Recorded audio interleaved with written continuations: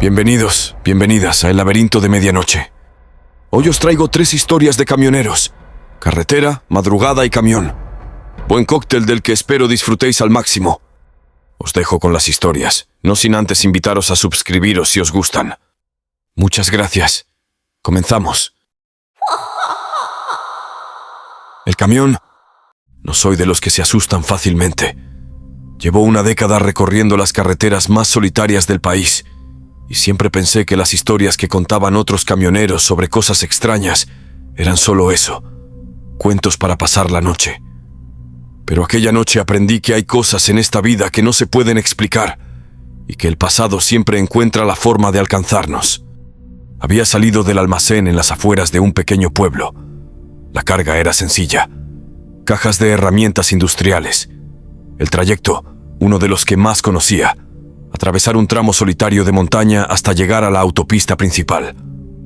La noche era fría y la niebla cubría la carretera como un velo. Encendí la radio, pero solo había estática. Nada nuevo en esas zonas. Después de un par de kilómetros, sentí un golpe seco en la caja trasera del camión. Pensé que alguna caja se había movido, pero los golpes continuaron, cada vez más insistentes. Al principio lo ignoré, pero cuando escuché algo que parecía un gemido, decidí parar. Subí al compartimento de carga con mi linterna. Las cajas estaban intactas, pero al mover una pila, lo vi. Un niño, delgado, con la ropa desgarrada y sucio como si hubiera salido de un basurero. Me miraba con unos ojos enormes, llenos de miedo, pero también de algo más, algo que no supe identificar en ese momento. «¿Qué haces aquí?», le pregunté intentando mantener la calma. «Por favor, no me haga daño», murmuró. Su voz era apenas un susurro, pero cada palabra parecía pesar toneladas. Le pedí que subiera a la cabina conmigo. No podía dejarlo ahí, y menos con ese frío. Mientras conducía, intenté sacarle algo más. «¿De dónde vienes? ¿Qué pasó?». «No puedo decirle», respondió tras un largo silencio. «Si lo hago, vendrán por mí, y por usted también». Algo en su tono me puso la piel de gallina. Intenté no pensar en ello y me concentré en llegar a la comisaría más cercana. Fue entonces cuando noté algo extraño: un coche detrás de mí. Las luces altas me seguían desde hacía varios minutos, demasiado cerca para ser casualidad. Intenté cambiar de carril, pero el coche hizo lo mismo. Aceleré, y ellos también. «¿Ese coche te sigue a ti?», le pregunté al niño, pero no respondió. Estaba encogido en su asiento mirando al vacío como si supiera algo que yo no. Finalmente tomé un desvío brusco hacia una carretera secundaria. El coche nos siguió por unos metros, pero luego desapareció. Sentí un alivio momentáneo, aunque no duró mucho. «Ellos siempre encuentran la forma», dijo el niño de repente. «¿Quiénes son ellos?». Él solo negó con la cabeza, y su mirada volvió a ese vacío inquietante. A medida que avanzábamos, comenzó a hablar en fragmentos, como si no pudiera contener la verdad por más tiempo. Me contó que había vivido en el pueblo donde recogí la carga, que ellos lo habían atrapado una noche mientras jugaba en el bosque, que lo habían llevado a una vieja casa y le habían hecho cosas horribles. «¿Quiénes son ellos?», insistí. «No son personas, no del todo». Mi mente intentaba procesar lo que decía, pero algo más captó mi atención. La radio, que había estado apagada, se encendió sola. Una voz monocorde daba una noticia en tono urgente. «Se busca a un hombre sospechoso de secuestrar a un niño. Testigos lo vieron subir al camión en las afueras del pueblo. La policía recomienda precaución». Miré al niño, pero él ya no estaba en su asiento. Frené en seco, el corazón latiendo con fuerza. Busqué por toda la cabina, pero era como si nunca hubiera estado allí. Cuando llegué a la comisaría, confesé todo. Los policías revisaron el camión y, como temía, no encontraron nada. Pero entonces uno de ellos me mostró una foto. «¿Es este el niño que vio?». Asentí, sintiendo un nudo en el estómago. «Es imposible», dijo el oficial. «Ese niño murió hace 5 años. Lo encontraron enterrado cerca de un almacén, justo donde recogió su carga». El mundo pareció desmoronarse bajo mis pies. ¿Por qué me había elegido a mí? Esa noche, después de dejar la comisaría, busqué respuestas. Descubrí que el niño había sido víctima de un grupo de personas que realizaban rituales en el bosque. Nadie fue arrestado, y su caso quedó como un misterio sin resolver. Se decía que su espíritu seguía vagando, buscando justicia. Ahora lo entiendo. No fue casualidad que subiera a mi camión. Él quería que yo lo llevara fuera de ese lugar, lejos de quienes le habían hecho daño. Y tal vez, solo tal vez, quería que alguien escuchara su historia. No volví a verlo, pero cada vez que conduzco de noche, siento que no estoy solo. Y en los momentos más silenciosos, juro que escucho golpes en la caja trasera.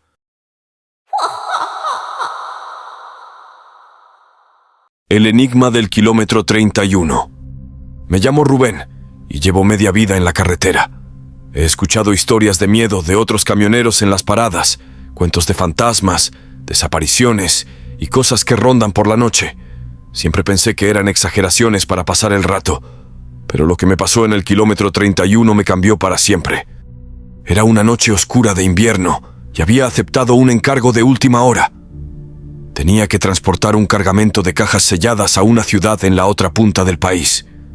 Era un trayecto largo, pero me aseguraron que la paga valía la pena.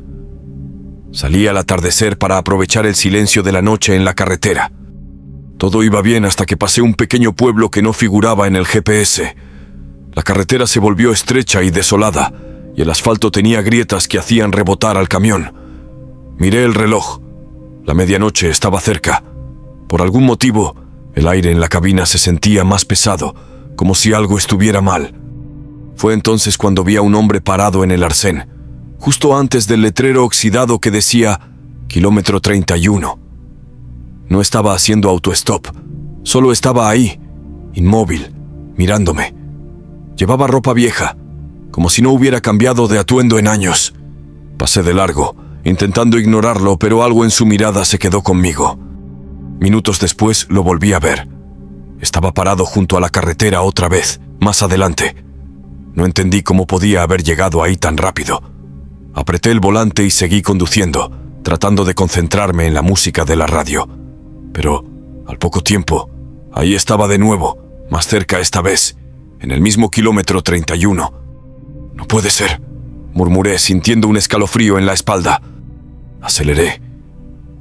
El motor rugía mientras dejaba atrás ese maldito letrero, pero entonces el camión comenzó a hacer un ruido extraño, como si algo estuviera raspando bajo la cabina. Decidí detenerme para revisar, aunque mi instinto me gritaba que no lo hiciera. Apagué el motor y bajé con la linterna. Alrededor solo había oscuridad y un silencio opresivo, como si el mundo entero estuviera conteniendo el aliento. Me agaché para mirar debajo del camión, pero no había nada fuera de lugar. Cuando me levanté, sentí un frío inexplicable detrás de mí. Al girarme lo vi. El hombre estaba ahí, parado a unos metros de distancia, inmóvil, mirándome con esos ojos vacíos. ¿Necesitas ayuda?, pregunté, aunque mi voz temblaba. No respondió. No se movió. Solo me observaba. Algo en su expresión me hizo retroceder hasta la cabina, cerrando la puerta de golpe y encendiendo el motor. Cuando miré al retrovisor ya no estaba, pero el frío en la cabina seguía ahí, como si alguien estuviera respirando detrás de mí. Aceleré sin mirar atrás, decidido a salir de esa maldita carretera. Pasaron varios minutos y empecé a sentir que el peso en mi pecho se aliviaba. Pero justo cuando me estaba calmando, la radio, que había estado apagada, se encendió sola. Una voz ronca y distorsionada susurró algo que no entendí, pero que me heló la sangre. ¿Quién anda ahí?, grité, sintiéndome completamente impotente. De repente, el camión empezó a vibrar violentamente, como si algo o alguien estuviera golpeándolo desde afuera.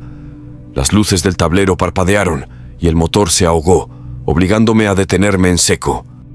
En el silencio que siguió, escuché pasos. Lentamente, algo comenzó a rodear el camión, raspando con fuerza el metal del remolque. Me quedé quieto, sin atreverme a respirar, cuando la puerta de la cabina empezó a abrirse sola, aunque yo la había cerrado con llave. Lo último que vi antes de que las luces se apagaran por completo fue una mano huesuda agarrando el borde de la puerta. Me desperté al amanecer, con el camión estacionado en el arcén del kilómetro 31. No había señales del hombre ni de lo que ocurrió esa noche, pero en el lateral del remolque encontré marcas de garras profundas y la palabra «vuelve» grabada en el metal. No sé qué me pasó esa noche, pero desde entonces no acepto trabajos que me lleven por carreteras secundarias. Y si veo un letrero oxidado que dice kilómetro 31, piso el acelerador y no miro atrás. La carretera no olvida. Marcos llevaba toda su vida trabajando como camionero. Había recorrido miles de kilómetros por las carreteras españolas y creía haberlo visto todo. Sin embargo, aquella noche, la carretera lo enfrentaría a algo que nunca habría imaginado. Era pasada la medianoche y la niebla se extendía sobre el asfalto. Conducía por una carretera secundaria de Burgos, con destino a un pueblo de la sierra madrileña, transportando maquinaria industrial. El cansancio pesaba en sus párpados, pero la idea de detenerse en un tramo tan aislado lo incomodaba. De repente, una moto apareció frente a él. Marcos reaccionó instintivamente. Giró el volante y frenó, pero no pudo evitar golpearla. La moto salió despedida hacia la cuneta y Marcos estacionó el camión al borde del camino, con el corazón latiendo con fuerza. Al bajar para inspeccionar el daño, se encontró con una escena inquietante. La moto estaba intacta, como si nunca hubiera sido impactada. No había señales de conductor ni rastro de sangre, solo la moto, con su faro parpadeando débilmente. Incómodo, decidió apartarla del camino y regresar a su camión. Minutos después, mientras conducía, notó en el retrovisor las luces de la misma moto que había dejado atrás. Al principio pensó que alguien la había recogido, pero algo no cuadraba. La forma en que la moto se movía, acercándose sin esfuerzo, zigzagueando como si jugara con él. Entonces, la estática de la radio del camión cobró vida y una voz distorsionada surgió. ¿Recuerdas lo que hiciste? Marcos sintió un escalofrío recorrer su espalda. Aceleró tratando de dejar atrás la moto, pero ésta se mantuvo pegada a su cola. Intentó razonar consigo mismo. Esto no es real. Estoy cansado. Estoy imaginando cosas. Pero la voz volvió, más fuerte esta vez. No puedes huir de tus pecados. La moto aceleró y se colocó frente a él. Marcos frenó de golpe y el camión se detuvo. La moto quedó inmóvil en la carretera, con su faro apuntando directamente hacia él. Fue entonces cuando lo vio. Una figura oscura sentada en el asiento, sin rostro, pero con una presencia que le erizó la piel. La figura flotó hacia él, atravesando el parabrisas como si fuera humo. La cabina se llenó de un frío antinatural y Marcos, incapaz de moverse, sintió un peso aplastante en el pecho.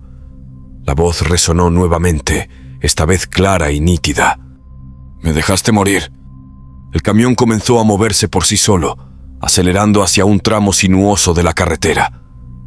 Marcos intentó frenar, pero los pedales no respondían. Mientras el camión se deslizaba fuera de control, los recuerdos enterrados comenzaron a emerger como una tormenta. Hace 20 años, una noche después de beber demasiado en un bar, Marcos insistió en conducir.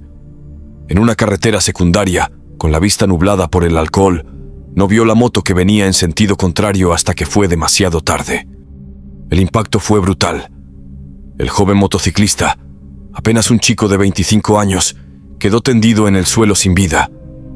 Presa del pánico, Marcos arrastró el cuerpo y la moto hacia un barranco, asegurándose de que nadie lo viera. Limpió las marcas del camión y continuó su vida como si nada hubiera pasado, convenciéndose de que era un error que nunca saldría a la luz. Pero la carretera no olvida.